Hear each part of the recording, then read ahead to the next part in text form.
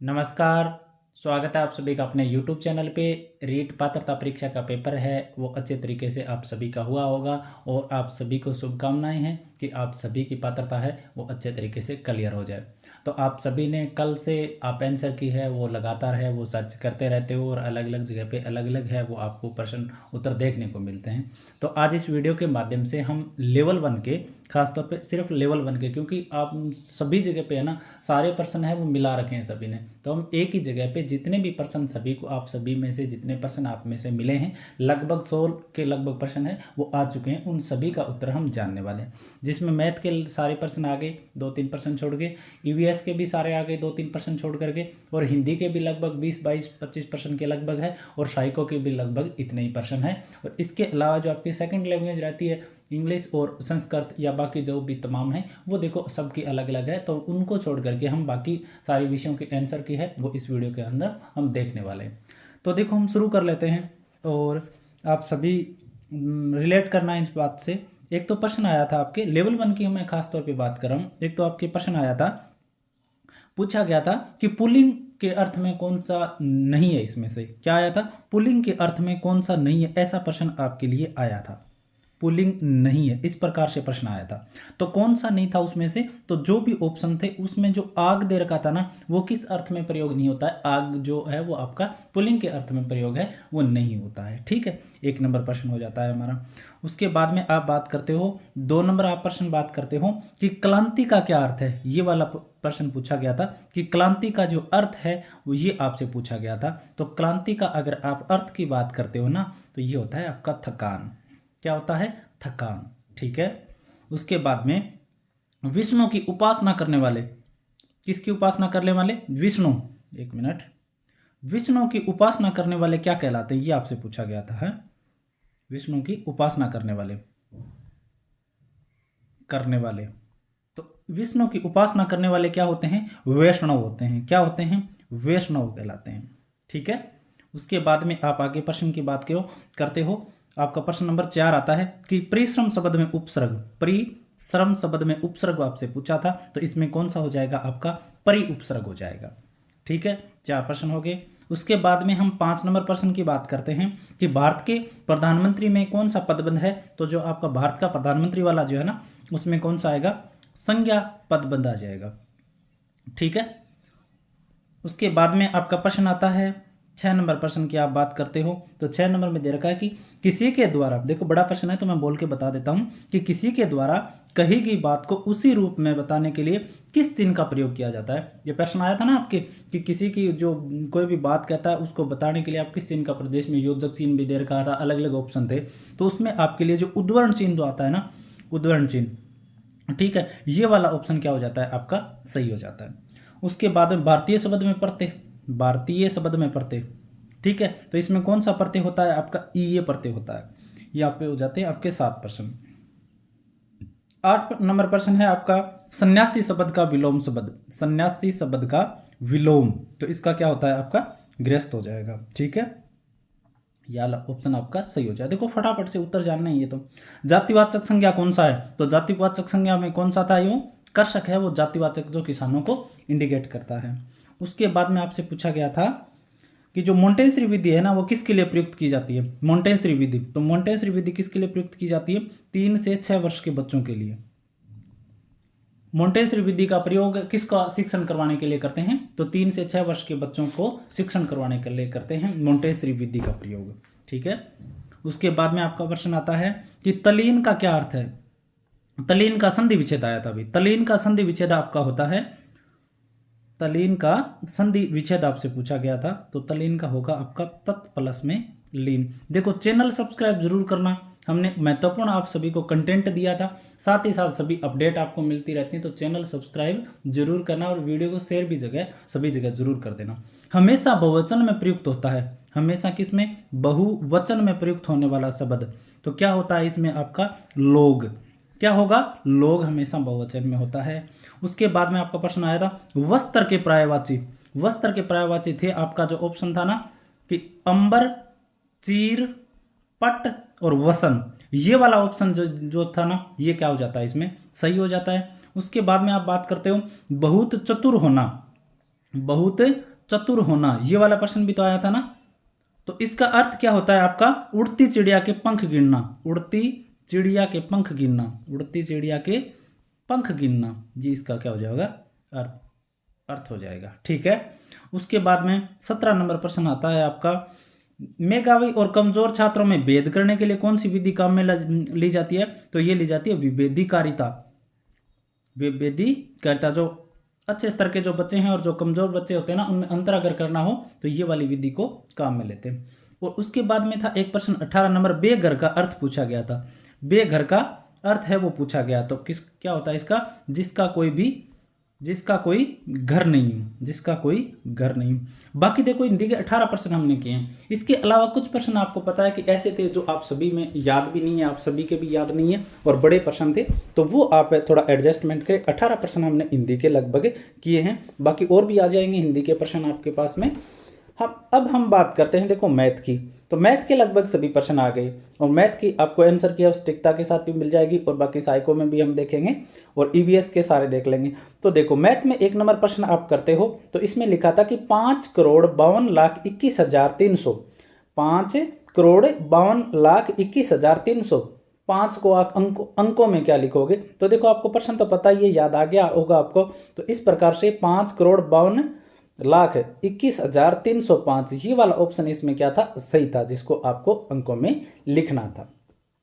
उसके बाद में आप बात करते हो तो आपका प्रश्न था कि 1,080 रुपये में बेचने पर, 1,080 रुपये में बेचने पर एक दुकानदार को 10% की क्या होती है, हानि होती है। तो 10% का लाभ, 10% का लाभ प्राप्त करने के लिए उसे कितने में बेचना होगा। तो इस प्रकार के प्रश्न को हल करने के लिए उसके में क्या लिखते हैं, 1,080 बेचा विक्रय मूल्य बटा में क्या आ जाएगा आपका हानि, कितने में बेची उसने, 10% हानि, तो उसका मूल्य कितना हुआ 90%। हमें क्या चाहिए 10% लाभ, तो क्या होगा 110। तो आप काटोगे इससे, 9 दूनी 18 हो जाएगा क्या, हाँ, और इससे आप अगर गुणा करोगे तो उत्तर आएगा आपका 1320 उत्तर आ जाएगा। ठीक है, 2 प्रश्न हो जाते हैं आपके। उसके बाद में 10%, 3 नंबर प्रश्न है क्या अपना, 3 नंबर प्रश्न है आपका कि 10% की दर से, 10% की दर से कितने समय में मूलधन है वो क्या हो जाएगा आपका खुद का 3 गुना हो जाएगा। तो देखो मूलधन ये मान लो कि 1 था आपका, तो 3 गुना होने में उसमें ब्याज कितना जुड़ना चाहिए, 2 रुपये जुड़ना चाहिए। तो देखो मूलधन है 1 रुपये, 10% दर है, समय हमें चाहिए, बट्टा में 100, ब्याज कितना आना चाहिए 2, आप काट दो, देखो टी बराबर कितना आ जाएगा 20 वर्ष आ जाएगा। ठीक है। उसके बाद में आप बात करते हो कि 4 लगातार सम संख्याओं का औसत ज्ञात करो। आपका 5 नंबर प्रश्न है या 4 नंबर, 4 नंबर प्रश्न है ना। तो 4 नंबर प्रश्न आता है आपका कि 4 लगातार सम संख्याएं, 4 लगातार सम संख्याओं का औसत, सम संख्याओं का औसत पूछा है। औसत कितना दे रखा है आपका 23 दे रखा है, औसत है वो 23 दे रखा है। तो आपको बतानी सबसे बड़ी संख्या। तो देखो औसत कितना दे रखा है 23, तो आप एक तो कर सकते हो, आप 23 को 4 से गुणा करो, 92 आ जाएगा। या आप ऐसे करो, देखो 26, 24, 22, 20, तो देखो 1, 2, 3 और 4 संख्याएं होगी, इनको आप जोड़ोगे तो इनका योग कितना आना चाहिए 92 आना चाहिए। तो सबसे बड़ी संख्या कौन सी होगी 26 होगी। उसके बाद में 60 से 80, 5 नंबर प्रश्न है अपना कि 60 से 80 के बीच की अभाज्य संख्याओं का योग। तो अभाज्य संख्याएं कौन सी होगी, 61 हो जाएगी, 67 हो जाएगी, 71 हो जाएगी, 73 हो जाएगी और 79 हो जाएगी, और टोटल योग आपका आएगा 351 आ जाएगा।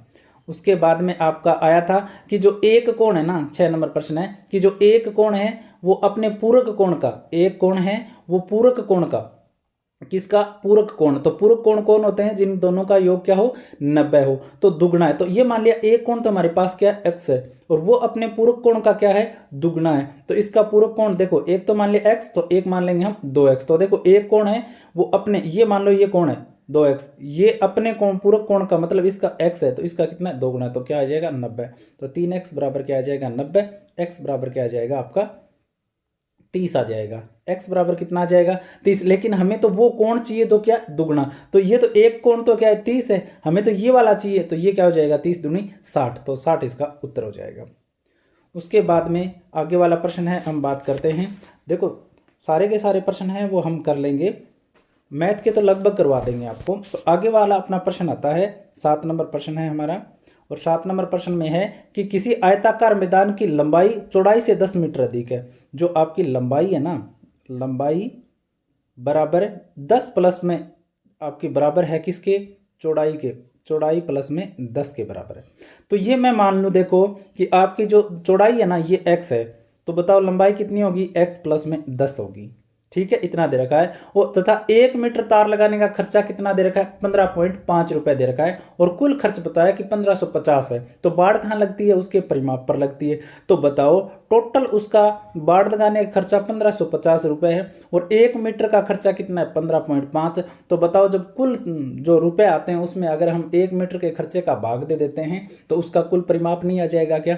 तो इसका हम भाग देंगे तो कितना आ जाएगा आपका, 100 वर्ग मीटर आ जाएगा। कितना, 100। तो परिमाप क्या है हमारे पास में, 100। लंबाई हमारे पास में क्या है, x प्लस 10 और चौड़ाई क्या है, x। तो देखो परिमाप क्या होता है वर्ग का, जो आपका आयताकार मैदान है इसका एक तो हो जाएगा लंबाई प्लस में चौड़ाई बराबर क्या आता है, परिमाप। इसको आप हल करोगे तो आपकी जो लंबाई है वो आ जाएगी आपकी 30 मीटर। क्या आ जाएगी, 30 मीटर और चौड़ाई आ जाएगी 20 मीटर। ठीक है। उसके बाद में 8 नंबर प्रश्न आता है कि किसी वर्ग की भुजा को 1/3 कर दिया जाए तो उसका क्षेत्रफल क्या होगा। तो वर्ग का जो क्षेत्रफल होता है वो क्या होता है, भुजा की स्क्वायर होता है। तो अगर 1/3 मतलब कम कर दी तो 1/3 कर दी तो इसका मतलब उसका क्षेत्रफल है वो अब 1/9 रह जाएगा। उसके बाद में आपसे पूछा 9 नंबर प्रश्न है अपना कि 5 का परम मित्र, 5 का परम मित्र आपसे पूछा तो 5 का परम मित्र आपका होगा 10 हो जाएगा।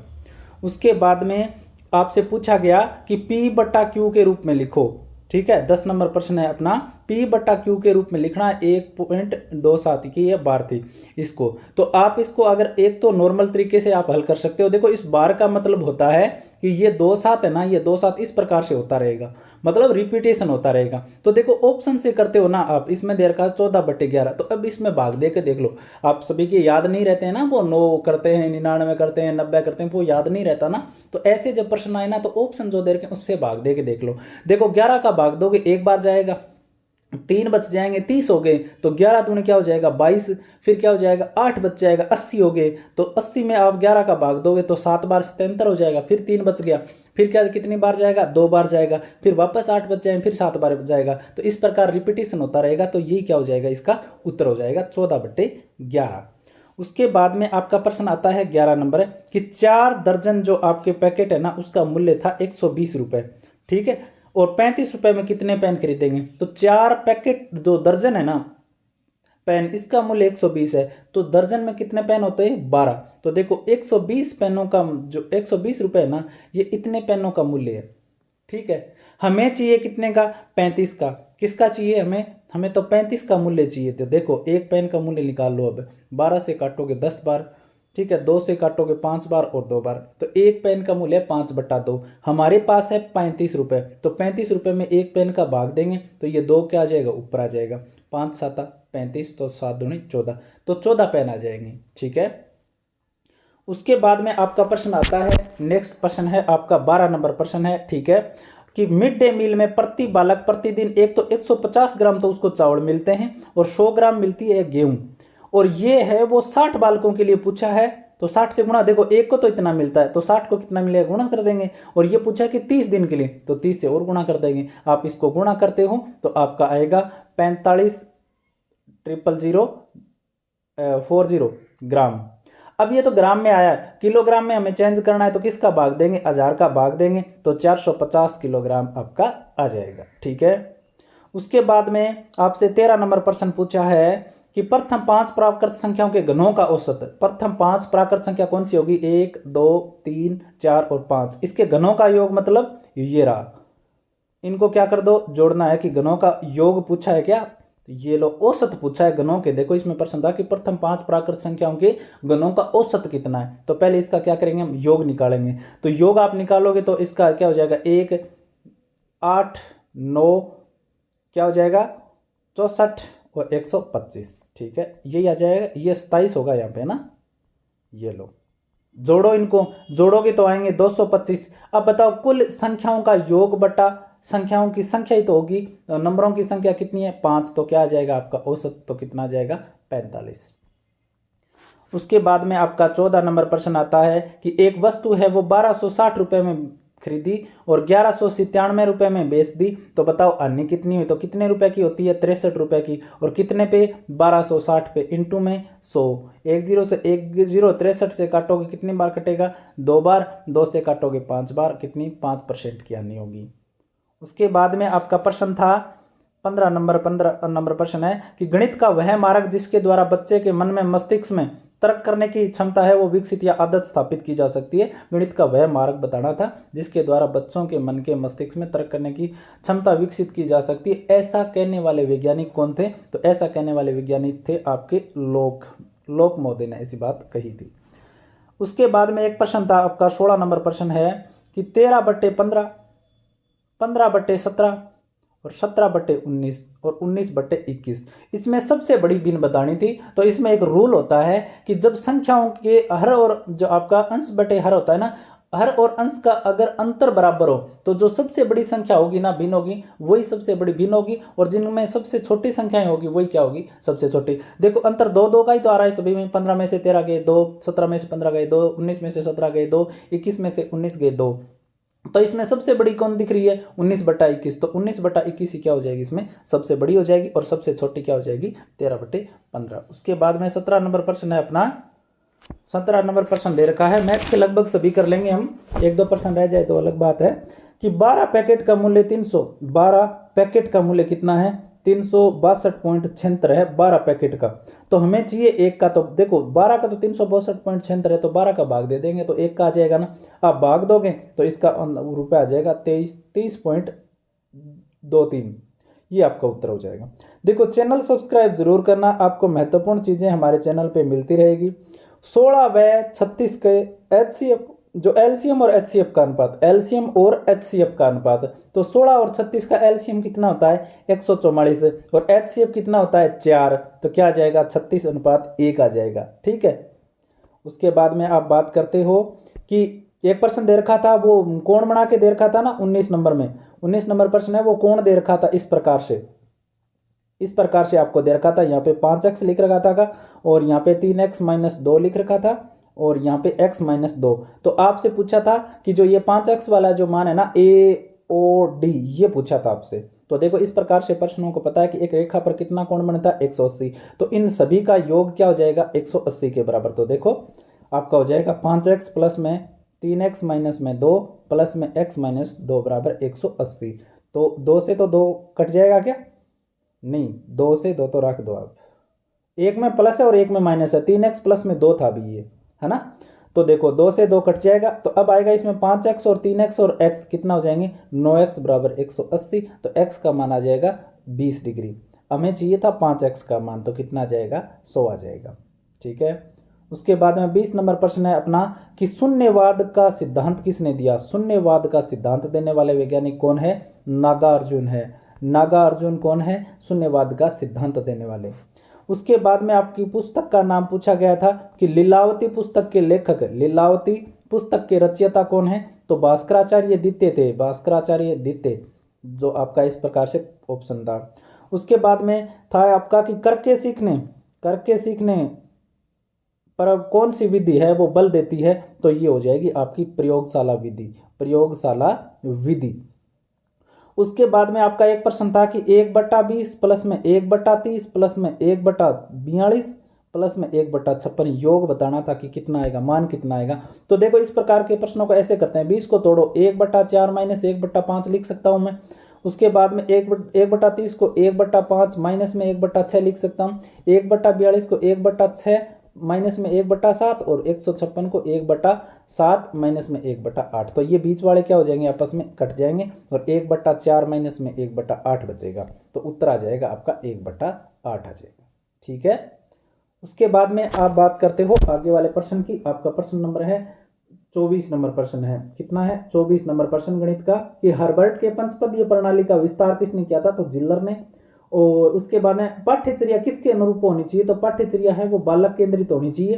ठीक है। उसके अलावा एक प्रश्न था, वो पोल वाला प्रश्न था, 26 नंबर की हम बात करते हैं कि जो पोल है ना, उसका 3/5 भाग तो मिट्टी में था, इस प्रकार से था कुछ, और 1/10 भाग है वो कोई पानी में था, और लास्ट का 2 मीटर शेष रहता है, तो पोल की लंबाई। तो इसको हल करने के क्या करेंगे, इनको तो जोड़ेंगे, ठीक है। इनको आप जोड़ते होते उत्तर कितने आते हैं आपके, इन दोनों को क्या करना है, जोड़ना है, एक में से घटाना है, ठीक है। तो कुल पोल की लंबाई है वो आ जाएगी आपकी 20 मीटर। तो ये 20 मीटर वाला ऑप्शन क्या था, इसमें सही था, ठीक है। उसके बाद में अब हम करते हैं ईवीएस के प्रश्न। तो मैथ के कितने हो गए, 26 करवा दिए, तो हो गए लगभग 2-3 प्रश्न बचे हैं, ईवीएस के भी कंप्लीट हो जाएंगे। तो ईवीएस का पहला प्रश्न था आपका, एक तो विटामिन डी वाला, कि विटामिन डी है वो रोग कौन सा होता है, तो रिकेटस रोग होता है। कौन सा रोग होता है, रिकेटस रोग होता है। उसके बाद में था आपका कि बकरी की नस्ल, 2 नंबर प्रश्न है, बकरी की नस्ल, बकरी की नस्ल पूछा था। तो बकरी की जो नस्ल होती है ना वो होती है जमुनापरी। कौन सी, जमुना, ये जमुनापुरी नस्ल, ठीक है। उसके बाद में पूछा था 3 नंबर प्रश्न है कि भोजन को चीरने फाड़ने के वाले दांत कौन से हैं, तो ये रत्नक वाले दांत होते हैं ना, वो चीरने फाड़ने का काम करते हैं। उसके अलावा 4 नंबर प्रश्न था याक कहाँ पाए जाते हैं, तो लद्दाख क्षेत्र में पाए जाते हैं। याक क्या पाए जाएंगे, लद्दाख क्षेत्र में है वो पाए जाते हैं। उसके अलावा आपसे पूछा गया था कि जो अजयगढ़ वाला दुर्ग, जो अजयगढ़ दुर्ग, ठीक है, पूछा गया था, 5 नंबर उत्तर है अपना, प्रश्न नंबर है। तो अजयगढ़ दुर्ग कहाँ पाया जाता है आपका, किसको कहते हैं, तो इसको कुंभलगढ़ वाला जो ऑप्शन था ना ये वाला सही है, अन्यथा इसका सही उत्तर तो होता है भरतपुर वाला। भरतपुर वाला है ना वो वाला होता है इसके अंदर। शायद 5वीं की बुक में कुंभलगढ़ नाम दिया हुआ है, जो आपकी बोर्ड की बुक है। उसके अलावा 6 नंबर प्रश्न है आपका राज्य पुष्प। राज्य पुष्प आपसे पूछा गया, तो ये सभी को पता है, रोहिड़ा करना है यहाँ पे, ठीक है, आसान सा प्रश्न था। उसके बाद में अशोक स्तंभ में 7 नंबर प्रश्न है, अशोक स्तंभ में शेर कितनी दिशाओं में मुख कर रखा है, तो चारों दिशाओं में मुख है शेरों के, ठीक है। उसके बाद में आपका 8 नंबर प्रश्न आता है कि अस्पताल में कितने डिब्बी की ध्वनि होनी चाहिए, कि वर्जित होती है, उससे ज्यादा नहीं होनी चाहिए। तो ध्वनि सीमा इसमें 45 डेसिबल तक होता है, लेकिन ऑप्शन में सबसे कम कौन था, 65 डीबी था, तो ये उत्तर इसका हो जाएगा। उसके बाद में 9 नंबर प्रश्न आता है कि जूट की खेती कौन सी मौसम में की जाती है, तो जूट की खेती गर्मी के मौसम में की जाती है। उसके अलावा 10 नंबर में पर्वतारोहण में सबसे महत्वपूर्ण क्या है, तो पर्वतारोहण के समय ऑक्सीजन जो सिलेंडर होता है ना, ऑक्सीजन सिलेंडर सबसे महत्वपूर्ण होता है, ठीक है। उसके अलावा पांडुपोल का मेला, तो पांडुपोल का जो मेला है ना ये बढ़ता है आपका अलवर में। कहाँ बढ़ता है, अलवर में, और ये 11 नंबर प्रश्न है। 12 नंबर प्रश्न है कि सबसे बड़ा ग्रह कौन सा है, तो सबसे बड़ा ग्रह कौन सा है, बृहस्पतिवार है। कौन सा होगा आपका, बृहस्पतिवार हो जाएगा। उसके अलावा 13 नंबर प्रश्न आता है आपका सबसे गहरी बावड़ी कौन सी है, तो चांद बावड़ी हो जाएगी। कौन सी सबसे गहरी और सबसे बड़ी, ये पूछा था, चांद बावड़ी हो जाएगी, ठीक है। 13 प्रश्न हो गए। 14 नंबर प्रश्न आता है ईवीएस का अपना, तो 14 नंबर में दे रखा है देखो कि प्रौद्योगिकी पारिस्थितिकी तंत्र शब्द किसने दिया था, तो ये दिया था टेंसले ने। और एक ऑप्शन और भी इसमें सही हो सकता है, देखो थोड़ा सा इस प्रश्न में कंफ्यूजन है, क्योंकि पारिस्थितिकी तंत्र के बारे में तो आता है कि टेंसले ने दिया था, हो सकता है कि इसमें थोड़ा चेंज वाला उत्तर भी हो जाए, तो ये थोड़ा सा आप देख लेना। 15 नंबर आपका आता है कि कार्तिक अमावस्या को कौन सा त्योहार मनाया जाता है, तो कार्तिक अमावस्या को दीपावली मनाया जाता है, ठीक है। 16 नंबर प्रश्न है जंगली मुर्गे वाला अभ्यारण्य कौन सा है, तो माउंट आबू जो अभ्यारण्य है ना, माउंट आबू अभ्यारण्य, ये कौन सा है, सिरोही जंगली मुर्गों के लिए प्रसिद्ध है। इसके अलावा 17 नंबर प्रश्न आपका आता है कि नील आर्मस्ट्रॉन्ग के बाद चंद्रमा पर कदम रखने वाला पहला व्यक्ति कौन है, तो एडविन एल्ड्रिन जो है वो चंद्रमा पर आर्मस्ट्रॉन्ग के बाद में गया था। बिछेंद्री पाल वाला आया था, तो वो गई थी 23 मई 1984 को, बिछेंद्री पाल ने माउंट एवरेस्ट पर तिरंगा फहरा दिया था। उसके बाद में 19 नंबर प्रश्न है अपना कि सिंचाई की पुरानी पद्धति कौन सी नहीं है, तो सिंचाई की पुरानी पद्धति है ना वो ड्रिपिंग तंत्र नहीं है। कौन सी, ड्रिपिंग तंत्र नहीं है। उसके अलावा आप बात करते हो कि प्रश्न आया था एक 20 नंबर प्रश्न है इसमें ईवीएस में कि जो आपकी मम्मी है ना, आपकी माँ के भाई की माँ आपकी क्या लगेगी, मम्मी की, ठीक है, मम्मी के भाई की माँ क्या लगेगी, तो आपको पता ही है आपके मामा की या आपकी मम्मी की माँ क्या होती है, आपकी नानी होती है, ठीक है। उसके बाद में 21 नंबर प्रश्न की बात करते हो, मानव निर्मित घटक कौन सा है, तो मानव निर्मित घटक है वो हो जाएगा उद्योग हो जाएगा, ठीक है। इसके अलावा आप बात करते हो आगे वाले प्रश्न की, तो आगे वाला प्रश्न है कि एक प्रश्न दे रखा INVIS का पूरा नाम, तो INVIS का पूरा नाम है वो environmental information system, environmental information system इसका पूरा नाम है। इसके अलावा बात करते हो कि निम्न में से राजस्थान की भाषा नहीं है, तो ऐसा प्रश्न 23 नंबर प्रश्न है, तो जो मैथिली है ना वो राजस्थान की भाषा नहीं है। और राजस्थान की भाषा कौन सा, ऐसा भी दे रखा था, तो ढूंढाड़ी है वो राजस्थान की भाषा है। इसके अलावा एक 25 नंबर प्रश्न अफीम वाला, सभी ने क्या करवा रखा है कि अफीम में कौन सा है, ऐसा नहीं था प्रश्न होता अफीम में कौन सा एस्टेल्डिहाइड नहीं था, तो वो कैफीन नहीं होता है। ये कैफीन चाय या कॉफी में होता है, अफीम में नहीं होता। बाकी सारे ऑप्शन जो थे ना, सिम्निफेरस था और आपका मॉर्फिन था, वो सारे के सारे अफीम में होते हैं। तो ये हो गए आपके 25% ईवीएस के हो गए, और 25-26 आपके मैथ के हो गए थे, 26 हो गए थे ना मैथ के, तो ये दोनों तो कंप्लीट हो गए। हिंदी के लगभग 20% हो गए, 5-7 बचे। अब हमारी बारी आती है आपकी जो मनोविज्ञान की, तो मनोविज्ञान के प्रश्न हम करते हैं। तो इसमें देखो रीट लेवल 1 के ही मैंने करवाए हैं सारे, और इसके अलावा चैनल को सब्सक्राइब जरूर करना। देखो एक तो ये था आपका कि एडीएचडी पीड़ित बच्चों के लिए क्या समाधान हो सकते हैं, तो इसमें व्यवहारवादी चिकित्सक प्रणाली को अपनाया जा सकता है। इसके लिए अगर ऐसा ऑप्शन था तो पूरा प्रश्न तो ये नहीं था। इसके अलावा जो शैक्षणिक बुद्धि लब्धि का सूत्र पूछा गया था, वो सूत्र इस प्रकार से था ना, वो ऑप्शन वाला सही था। ठीक है, दोनों जो इंटू में 100 जो शैक्षणिक सूत्र पूछा गया ना, तो ये पॉन सी ए इंटू में 100 एजुकेशनल जो आपकी होती है और जो करंट एज होती है ना, इस प्रकार से प्रश्न था। ये 3 नंबर प्रश्न आपका है मनोविज्ञान का। उसके बाद में वर्दी और विकास में अंतर पूछा था, 4 नंबर प्रश्न है कि वर्दी और विकास में, वर्दी व विकास में अंतर पूछा था। तो देखो वर्दी में तो दे रखा था कि ये मात्रात्मक होती है, और विकास में दे रखा था कि ये मात्रात्मक और गुणात्मक दोनों होती है। वो वाला ऑप्शन इसमें सही हो जाएगा। इसके अलावा कि एलमान्वित बालकों से संबंधित था कि किस प्रकार का गुण विकसित होता है या किस प्रकार से होता है, तो उसमें जो प्रश्न था ना, इसका उत्तर है वो हीनता वाला हो जाएगा। हीनता या नकारात्मकता वाला ऑप्शन है वो इसमें सही हो जाएगा। इसके अलावा अगर आप बात करते हो कि किसका सिद्धांत भाषा के विकास में पर्यावरण के महत्व को मानता है, किसका सिद्धांत है वो भाषा के विकास में पर्यावरण के महत्वपूर्ण जो को महत्वपूर्ण मानता है, तो इसके जो उत्तर था ना वो द वाइगोत्स्की। पियाजे भी दे रखा था ना साथ में, तो इसका उत्तर था वाइगोत्स्की। 7 नंबर आता है हमारा कि व्यवहारवादी अनुकरण को आकार देने के लिए क्या महत्वपूर्ण है, तो इसमें क्या आता है आपका व्यवहारवादी अनुकरण को आकार देने के इस प्रकार से प्रश्न था, तो वो उसमें था पुनर्बलन। क्या था? पुनर्बलन। उसके बाद में अल्बर्ट बांडुरा दूसरों को देखकर जो सीखते हैं उसे क्या कहते हैं? अल्बर्ट बांडुरा से संबंधित था कि जो हम दूसरों को देख करके और जो सीखते हैं ना हम खुद, उसको हम क्या कहते हैं? तो उसके अंदर देखो स्थानापन्न था, एक तो स्थानापन्न था, कन्फर्म नहीं है, ये तो था शायद, और एक प्रक्षेपण। तो देखो स्थानापन्न भी होता है, लेकिन अगर ये दोनों है ना तो ज़्यादा स्टिक होगा प्रक्षेपण वाला। उसके बाद में आपका आएगा प्रश्न नंबर अपना कितना हो गया, ये 8-9 नंबर प्रश्न है शायद मेरे ख्याल से।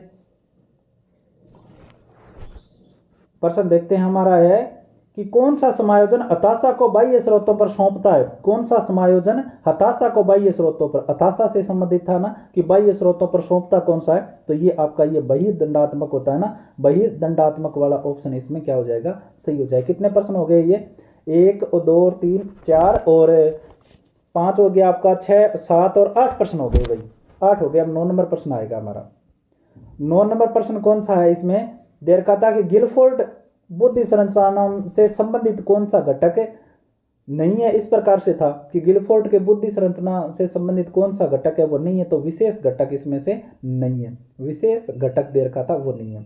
उसके अलावा आपसे पूछा गया था 10 नंबर में कि व्यापक का अर्थ क्या है, तो व्यापक का क्या अर्थ होता है? समग्र विकास से संबंधित है ये। समग्र विकास जिसमें क्या होता है आपका संज्ञानात्मक विकास, भावात्मक, शारीरिक, जो भी दे रखा था, ये इतना बड़ी लाइन दे रखी थी, वो व्यापकता के लिए आ जाएगी।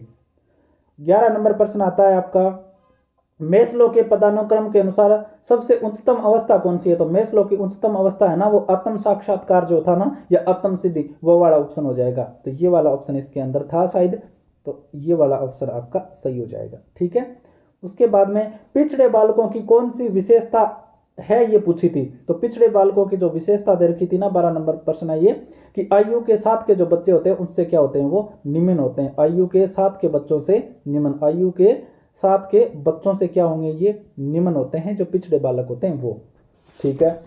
उसके बाद में आप बात करते हो 13 नंबर प्रश्न की, तो 13 नंबर प्रश्न आता है आपका कि अधिगम की मूलभूत क्षमता और योग्यता में अंतर क्या होता है ये पूछा है शायद, या सम्मेलन क्या है, इस प्रकार से प्रश्न था अधिगम की मूलभूत क्षमता और योग्यता में। तो इसके अंदर क्या होता है कि शिक्षार्थी के अंतर्निहित क्षमता एवं कौशल, ये वाला ऑप्शन क्या था इसमें सही था। इसमें पूछ रखा था ना अधिगम की मूलभूत क्षमता और योग्यता में क्या सम्मेलन है, इस प्रकार से प्रश्न था। और क्रियात्मक अनुसंधान की विशेषता पूछी थी, क्या कितने नंबर प्रश्न हो गया, शायद 14 नंबर, क्या कि क्रियात्मक अनुसंधान की विशेषता देख लेना, क्रम क्या पता गलत हो जाए। क्रियात्मक अनुसंधान की जो विशेषता है वो है आपकी गतिशील।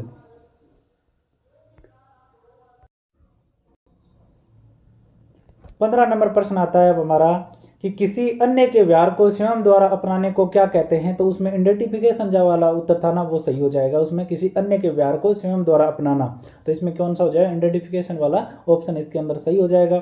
उसके बाद में 16 हल के प्रतिक्रिया निषेध को किससे अंकित करते हैं, इस प्रकार से था, हल से संबंधित प्रश्न था, तो उसमें शायद ही किसी का सही होगा। उसमें IR वाला जो ऑप्शन था ना ये हल के प्रतिक्रिया निषेध से संबंधित था, क्या, प्रतिक्रिया निषेध, तो ये IR वाला हो जाएगा। उसमें बाद में गार्डनर के अनुसार बहुबुद्धि विद्याओं कैसे प्रोत्साहित, गार्डनर के अनुसार जो बहुबुद्धि जो विद्यालय होते हैं ना उनको प्रोत्साहित कैसे किया जा सकता है, तो उस नंबर प्रश्न जो हो जाएगा आपका ये 17 नंबर प्रश्न है। तो जो बहुबुद्धि विद्यालय ना उनमें क्या किया जाए कि विविध प्रकार की जो कलात्मक या कला से संबंधित तरीके अपना करके, इस प्रकार से था, तो वो ऑप्शन क्या हो जाएगा, सही हो जाएगा। ठीक है। उसके बाद में प्रश्न नंबर 18 था कि वंशानुक्रम और वातावरण को किससे इंगित करते हो, तो वो हो जाएगा आपका गुणा वाला ऑप्शन सही हो जाएगा, वंशानुक्रम और वातावरण। उसके बाद में निम्न में से प्रक्षेपी विधि में नहीं है, तो प्रक्षेपी विधि में कौन सा नहीं है वो आपसे पूछा गया था।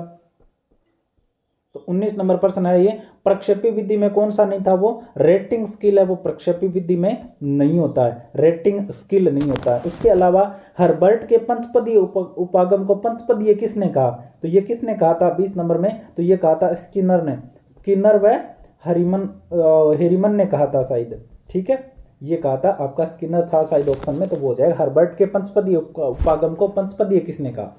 ठीक है। इसके अलावा आपका ऑप्शन था कि पूर्व संक्रियात्मक अवस्था में कौन सा चिंतन होता है, कितने नंबर प्रश्न है ये, 20 नंबर प्रश्न है ना, कि पूर्व संक्रियात्मक अवस्था में कौन सा चिंतन होता है, तो वो होता है आपका प्रतीकात्मक होता है, कौन सा, प्रतीकात्मक चिंतन होता है। इसके अलावा आपका प्रश्न है कि मोंटेसरी विधि ज्ञानेंद्रियों द्वारा शिक्षण किस अवस्था के बच्चों में किया जाए, ये तो हो गया था अपना। सूक्ष्म शिक्षण विधि के जनक, सूक्ष्म शिक्षण विधि के जनक आपसे पूछा था, तो वो हो जाएंगे एलन, कौन हो जाएंगे, एलन हो जाएंगे सूक्ष्म शिक्षण विधि के। और इसके अलावा बहुबुद्धि सिद्धांत के प्रवर्तक गार्डनर हो जाएंगे। तो देखो लगभग मेरे ख्याल से आपके 18 प्रश्न के लगभग मेरे ख्याल के हिंदी में हुए, 26 मैथ में हुए, 26 आपके EVS में हुए, और शायद 22 प्रश्न है वो यहाँ पे हो गए आपके जो आपकी मनोविज्ञान है, इसमें लगभग 92%, 90 से 92 प्रश्न है वो हमारे इस वीडियो के अंदर आपको हमने करवाए हैं। तो लगभग 92% आपको करवा दिए हैं। आप सभी को शुभकामनाएं, आपकी पात्रता अच्छी हुई होगी, और चैनल को सब्सक्राइब जरूर करना और सभी जगह